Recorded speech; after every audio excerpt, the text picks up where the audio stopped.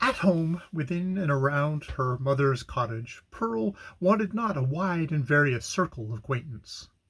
The spell of life went forth from her ever creative spirit and communicated itself to a thousand objects, as a torch kindles a flame wherever it may be applied. The unlikeliest materials, a stick, a bundle of rags, a flower, were the puppets of Pearl's witchcraft, and, without undergoing any outward change, became spiritually adapted to whatever drama occupied the stage of her inner world.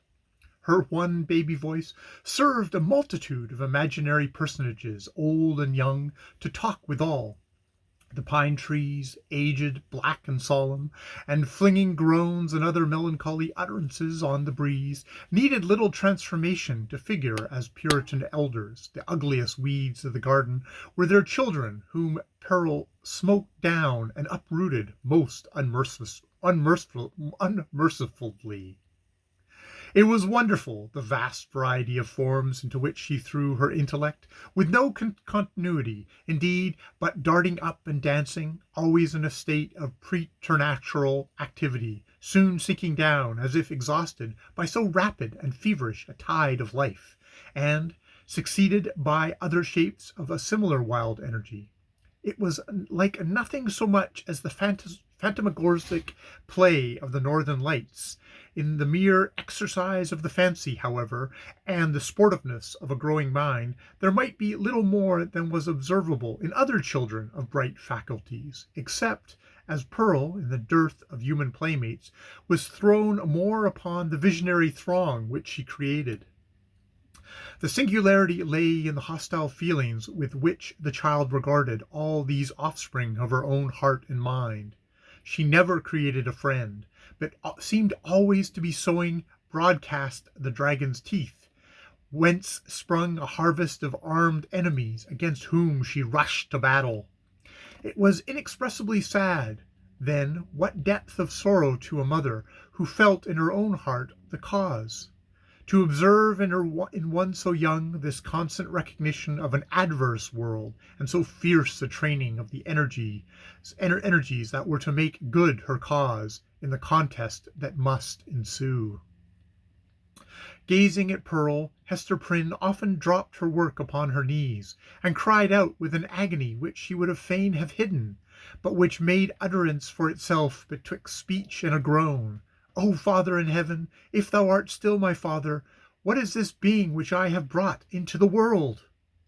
And Pearl, overhearing the ejaculation, or aware, through some more subtle channel, of those throbs of anguish, would turn her vivid and beautiful little face upon her mother, smile with sprite-like intelligence, and resume her play. One peculiarity of the child's deportment remains yet to be told. The very first thing which she noticed in her life was what? Not the mother's smile, responding to it as other babies do, by that faint embryo smile of the little mouth, remembered so doubtfully afterwards, and with such fond discussion whether it were indeed a smile. By no means. But that first object of which Pearl seemed to become aware was, shall we say it? The scarlet letter on Hester's bosom. One day, as her mother stooped over the cradle, the infant's eyes had been caught by the glimmering of the gold embroidery about the letter, and, putting up her little hand, she grasped at it, smiling, not doubtfully, but with a decided gleam that gave her face the look of a much older child. Then, gasping for breath, did Hester Prynne clutch the fatal token, instinctively endeavoring to tear it away, so infinite was the torture inflicted by the intelligent touch of Pearl's baby hand. Again, as if her mother's agonized gesture were meant only to make sport for her, did little Pearl look into her eyes and smile. From that epoch, except when the child was asleep, Hester never felt a moment's safety, not a moment's calm enjoyment of her.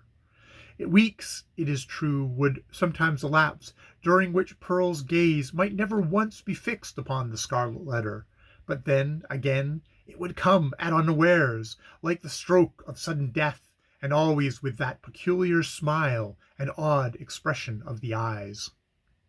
Once this freakish elvish cast came into the child's eyes while Hester was looking at her own image in them, as mothers are fond of doing, and suddenly, for women in solitude and with troubled hearts are pestered with unaccountable delusions, she fancied that she beheld not her own miniature portrait, but another face in the small black mirror of Pearl's eyes.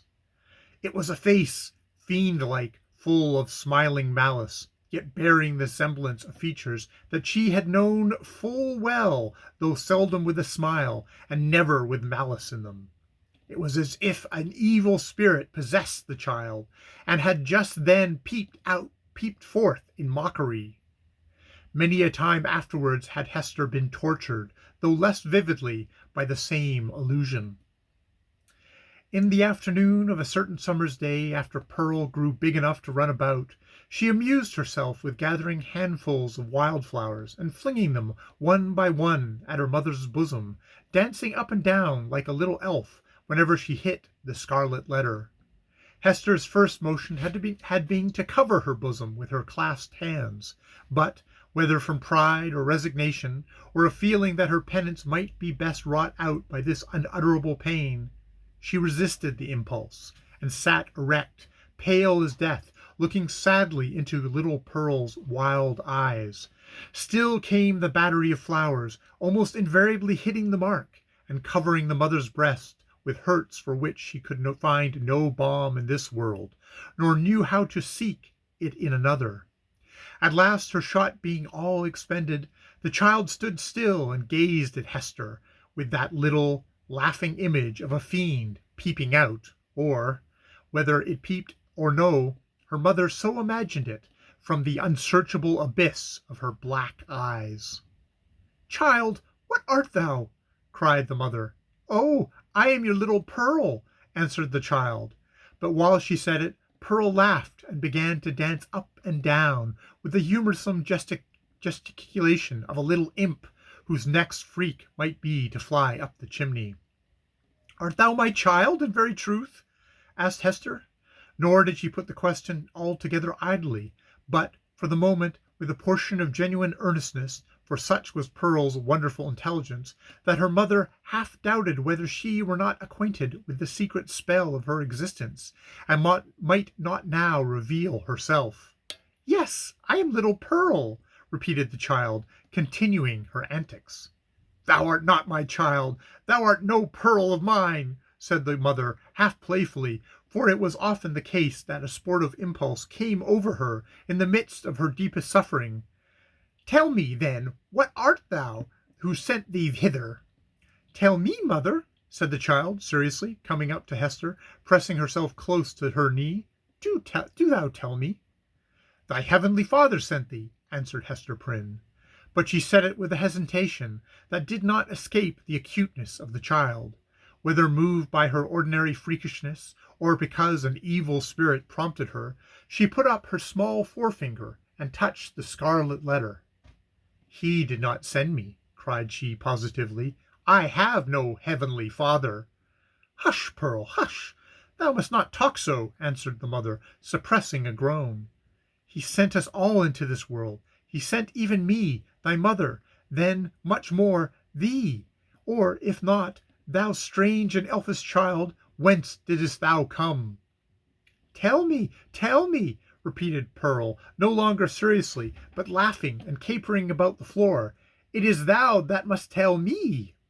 But Hester could not resolve the query, being herself in a dismal labyrinth of doubt. She remembered, betwixt a smile and a shudder, the talk of the neighboring townspeople, who, seeking vainly elsewhere for the child's paternity, and observing some of her odd attributes, had given out that poor little Pearl was a demon offspring, such as, ever since old Catholic times, had occasionally been seen on earth through the agency of their mother's sin, and to promote some foul and wicked purpose.